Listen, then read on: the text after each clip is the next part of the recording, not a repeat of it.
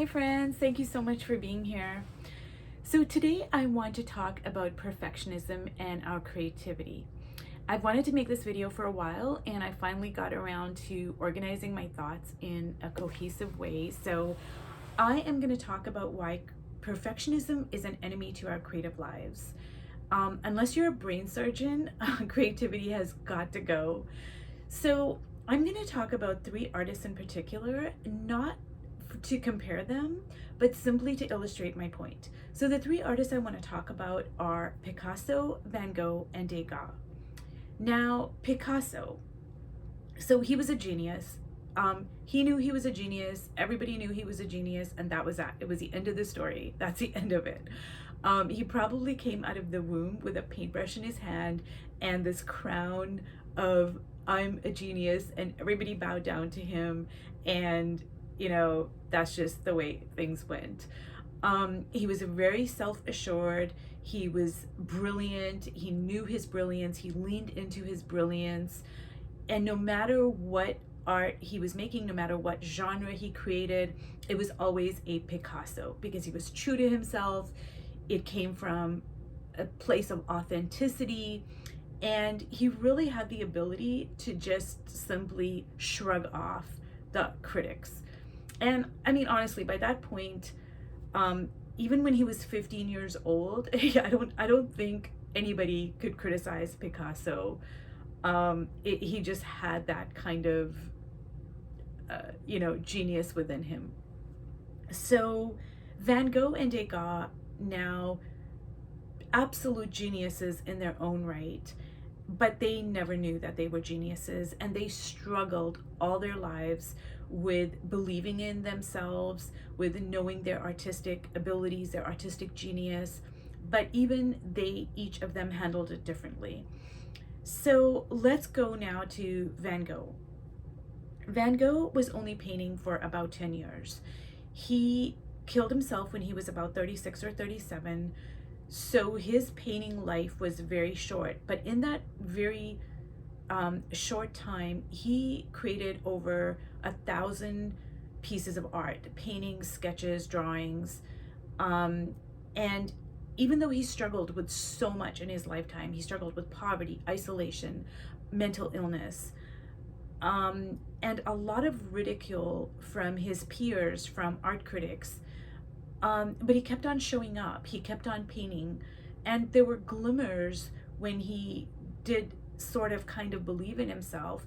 But even the masterpieces that we know of today, Starry Night, Sunflowers, all of his self-portraits, his genius portraits that he did of other people, all of those, he never really knew what kind of an impact he would have on the world. The only person in his life that believed in him for the duration of his life was his brother Theo. So let's go to Degas. Degas also struggled with knowing his artistic genius, and he did paintings, pastel drawings, mostly of ballet dancers, and then he wanted to make sculptures, and he painted one sculpture called the ballet dancer at 14 years old. And he thought outside the box, and I think he made the first mixed media sculpture, as you might want to call it. It was a sculpture that was made out of metal, but he used real fabric for the tutu, and he used real hair for her hair. And he was mocked, savagely mocked, raked over the coals. Critics just totally, flamed him, and his peers criticized him so much so that he never made another sculpture again in his whole entire life. And what a loss that is. What a loss for us. What a loss for him, because he wanted to stop painting and he wanted to make sculptures, but that's the only sculpture he ever made. So let's go back to Picasso again. Now, when Picasso was 15 years old, he painted a masterpiece. It's called Science and Charity. And it is truly a genius painting. I mean, at 15 years old, he was painting like the masters. But he knew even then that he didn't want to spend the rest of his life painting, doing things that had already been done? Was he going to spend the next, say, 75 years of his life? Because I think he died when he was like 92 or 93. Was he going to spend the next 72, 75 years of his life painting masterpiece upon masterpiece upon masterpiece, like a perfect painting, a perfect painting, a perfect painting? No, he knew that perfection was boring, even at that young age. Now, that painting got a lot of acclaim and he won a lot of awards and it got him into a prestigious art school. But even by the time he was like 20, he wanted to peel away from all of, I mean, the art tradition up to that time. He totally rejected it and he created his own genre upon genre upon genre because he had nowhere else to go. He was painting like the masters when he was 15, so he really had no other choice. And because he was a genius, he knew that perfectionism it's the opposite of creativity. Now, when I stood in front of Science and Charity, the Picasso painting, it was breathtaking. It was perfect in every way. Now, to be fair, I don't think Picasso was trying to be perfect. He was just that person. He was just brilliant. He was just that skilled. So I don't think he was trying to be perfect. He just was perfect. So when I stood in front of that painting, it was absolutely stunning. It was beautiful. It was perfect. But I didn't feel any kind of connection to it. I did not. Now, when I look at a Van Gogh, it's a completely different feeling. I am totally connected to his paintings because all of his imperfections, his humanity is all there on the canvas. When you look at his paintings, you see his struggles, you see his isolation, his poverty, his emerging psychosis. You see all the things that he struggled with. It's all right there on the canvas, and it's all what makes us human is right there. He puts it all onto the canvas, and when I am standing in front of a Van Gogh, I can actually feel all of those feelings. I'm connected to him, to his spirit, to his artistic genius. And give me that any day over a perfect painting.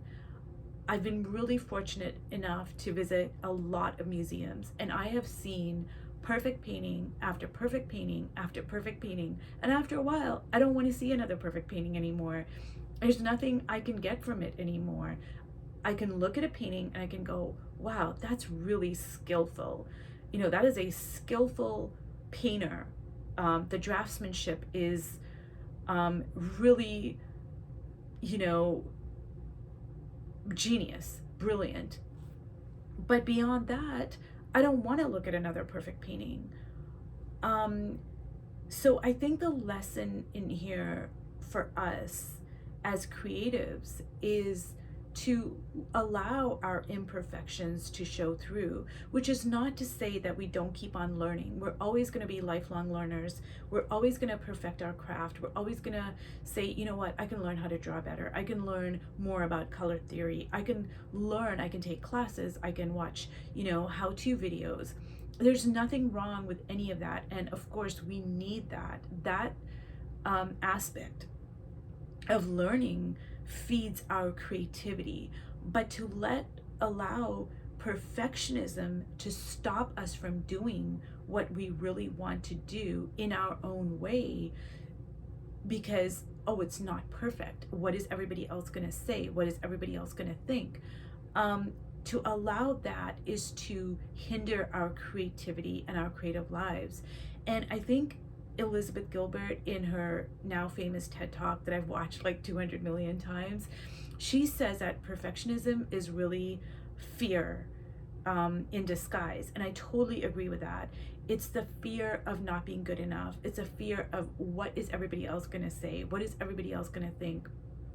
If I paint this and I, show it to somebody, or I put it out there on social media, I'm going to get laughed at, I'm going to get ridiculed. We have all of these fears, but rest assured that, first of all, nobody really cares. Nobody cares enough to, laugh at you because you're doing something, like you've created something. It's not that big of a deal. It's not a life or death situation. It's like, okay, you're putting yourself out there, you're being true to yourself, and you're risking your ego, really, because that's all you're risking is your ego. And creativity requires us to be brave. It requires us to be courageous. And I think Elizabeth Gilbert also says this about perfectionism and fear, perfectionism slash fear, because it's really the same thing. In her book Big Magic, she says, let fear into the car. She goes, just don't let it drive the car, which is so true. It's like, become friends with your fear, try to tackle your fear, ask your fear, okay, what is this really about? But don't allow it to drive the car of your creative life. Because when you're, on your deathbed, 100 years from now, you're not gonna regret what you did. You're gonna regret what you wanted to do, but you didn't do. So I think none of us should allow perfectionism, and I know it's easier said than done. None of us should allow perfectionism to get in the way of our creativity, because we are human, we are imperfect, and it's the very imperfections of what makes us human. That's what allows us to connect with other people. And that's the whole point of art. The point of art is not to show everybody, well, look how skilled I am, I'm such a great drawer or painter or whatever. Now that's the way art was 300 years ago, 400 years ago, because there were these very wealthy patrons of the arts, and they would pay painters to paint portraits of themselves or to paint religious iconic religious paintings for the churches. And so at that time there was a tradition of, art has to be perfect, because there weren't any cameras. So cameras weren't invented yet. So painting served as cameras. And the more realistic you could paint, the more famous and wealthy you could become, potentially. So, but it's not like that now. And the whole point of art now is, well, it serves many purposes, but one of the main purposes is to connect with other human beings. And we are imperfect, so we connect with other human beings through our imperfections. And I think that's one of the great things about art journaling is it allows us to simply be. There's absolutely no rules in art journaling. We just show up, we be ourselves, we pour ourselves into our art journals, and it allows us to be imperfect. And then when we go onto the canvas, or we have a piece of Bristol paper, and now we take that sense of freedom and we can translate that onto the canvas. And that's one of the great things about art journaling, that I often wonder, like, if Van Gogh, if there was social media during his time, would things have been a little bit different for him?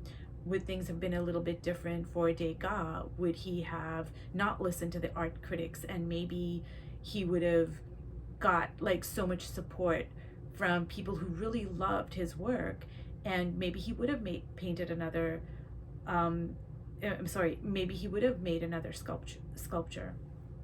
And and I think even with Picasso, he serves as a great inspiration to us, for Picasso to know that he could paint perfectly, he could draw perfectly, but to say, you know what, that is so boring. I do not want to spend the rest of my life doing this. He knew this when he was like 15 years old. he absolutely knew this. He was like, nope, I really don't want to do this for the rest of my life. I mean, that there are lessons in the lives of these artists that teach us so much about how to be creative and the lessons of creativity and about perfectionism and how we can tackle perfectionism. So, anyways, I hope this made sense. I hope this was helpful in some small way. And if you've watched all the way to the end, thank you so much. So, I'll see you next time. Bye.